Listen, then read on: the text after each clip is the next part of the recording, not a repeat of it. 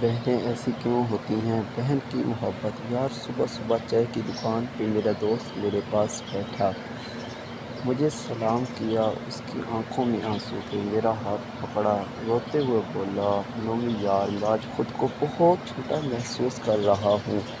میں حیران تھا، اس کی کمر پہ تھپکی دی، ارے ایسا کیا ہو گیا تجھے؟ وہ مجھ سے نظریں نہ ملا رہا تھا، پھر زور زور سے رونے لگا، سب لوگ اس کی طرف دیکھنے لگے، میں اس کو چپ کروایا، ارے پاگل سب دیکھ رہے ہیں۔ میرے سینے سے لگ گیا، روتے ہوئے بولا، نومی یار بہنیں ایسی کیوں ہوتی ہیں؟ میں سوچ میں گم، کیا ہو گیا تم کو، ایسا کیوں بول رہے ہو؟ کہنے لگا، نومی پتہ ہے بہن کی شادی کو 6 سال ہو گئے ہیں، میں کبھی اس کے گھر نہیں گیا، عید شبرات کبھی بھی میں ابو یا امی جاتے ہیں۔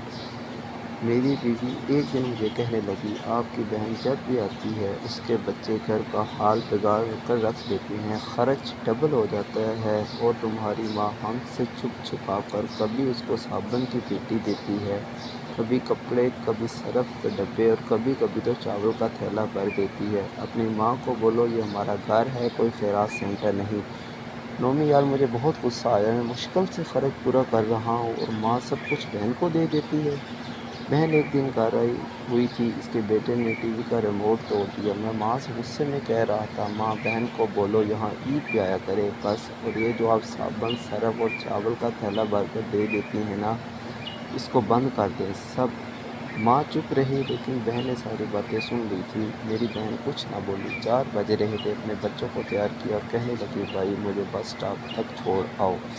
میں نے جھوٹے منہ کہا، رہ لیتی کچھ دن، لیکن وہ مسکرائی، نہیں بھائی، بچوں کی چھٹیاں ختم ہونے والی ہیں۔ پھر جب ہم دونوں بھائیوں میں زمین کا بٹوارا ہو رہا تھا تو میں نے صاف انکار کیا، بھائی میں اپنی زمین سے بہن کو حصہ نہیں دوں گا۔ بہن سامنے بیٹھی تھی، وہ خاموش تھی، کچھ نہ بولی۔ ماں نے کہا، بیٹی کا بھی حق بنتا ہے، لیکن میں نے گالی دے کر کہا، کچھ بھی ہو جائے میں بہن کو حصہ نہیں دوں گا۔ میری بیوی بھی بہن کو برا بھلا کہنے لگی، وہ بیچاری خاموش تھی۔ کورونا کے دن ہیں، فارغ کام کاج ہے نہیں، میرے بڑے بیٹے کو ٹی بی ہو گئی، میرے پاس اس کا علاج کروانے کے لیے پیسے نہیں، بہت پریشان تھا، میں قرض بھی لے لیا تھا لاکھ 2، بھوک سر پہ تھی، میں بہت پریشان تھا، کمرے میں اکیلا بیٹھا تھا، شاید رو رہا تھا حالات کے لیے۔ اتنے میں بہن گھر آ گئی، میں غصے سے بولا، ابھی آ گئی ہے منحوس۔ بیوی میرے پاس آئی، کوئی ضرورت نہیں گوشت یا بریانی پکانے کی، اس کے لیے۔ پھر 1 گھنٹے کے بعد وہ میرے پاس آئی، بھائی پریشان نہ ہو، مسکرایا، نہیں تو؟ بہن نے میرے سر پہ ہاتھ پھیرا، بڑی بہن ہوں تمہاری، گود میں کھیلتے رہے ہو، اب دیکھو مجھ سے بھی بڑے لگ رہے ہو۔ میرے قریب ہوئی، اپنے پرس سے سونے کے کنگن نکالے، میرے ہاتھ میں رکھے، آہستہ سے بولی، پاگل تو یوں پریشان ہوتا ہے، تیرا بھائی شہر گیا ہوا تھا، بچے اسکول گئے، میں سوچا دوڑتے دوڑتے بھائی سے مل آؤں، یہ کنگن بیچ کر اپنا خرچہ کر، بیٹے کا علاج کروا۔ میں خاموش تھا، بہن کی طرف دیکھے جا رہا تھا، آہستہ سے بولی، کسی کو نہ بتانا کنگن کے بارے میں، تم کو میری قسم ہے۔ میرے ہاتھ پہ بوسہ کیا اور 1000 روپیہ مجھے دیا، جو 150 کے نوٹ تھے، شاید اس کی جمع پونجی تھی، میری جیب میں ڈال کر بولی، بچوں کو گوشت لا دینا، پریشان نہ ہوا کر، تیرے بھائی کی تنخواہ ملے گی تو آؤں گی۔ پھر جلدی سے اپنا ہاتھ میرے سر پہ رکھا، دیکھ اس کے بال سفید ہو گئے ہیں۔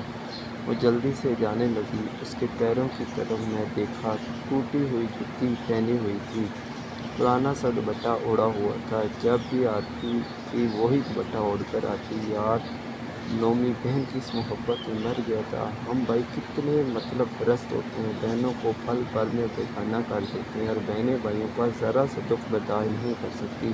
وہ ہاتھ میں کنگن پکڑے زور زور سے رو رہا تھا، اس کے ساتھ میری آنکھیں بھی نم تھیں۔ اپنے گھر میں خدا جانے کتنے دکھ سہ رہی ہوتی ہیں، کچھ لمحے بہنوں کے پاس بیٹھ کر حال پوچھ لیا کر، شاید ان کے چہرے پہ کچھ لمحوں کے لیے ایک سکون آ جائے۔ کیسی لگی کہانی؟ پلیز کمنٹ کر کے لازمی بتانا، اور یہ چینل کو لازمی سبسکرائب کریں تاکہ آنے والی مزید اچھی ویڈیو سب سے پہلے آپ کو ملتی رہیں۔ بہت شکریہ ویڈیو دیکھنے کا۔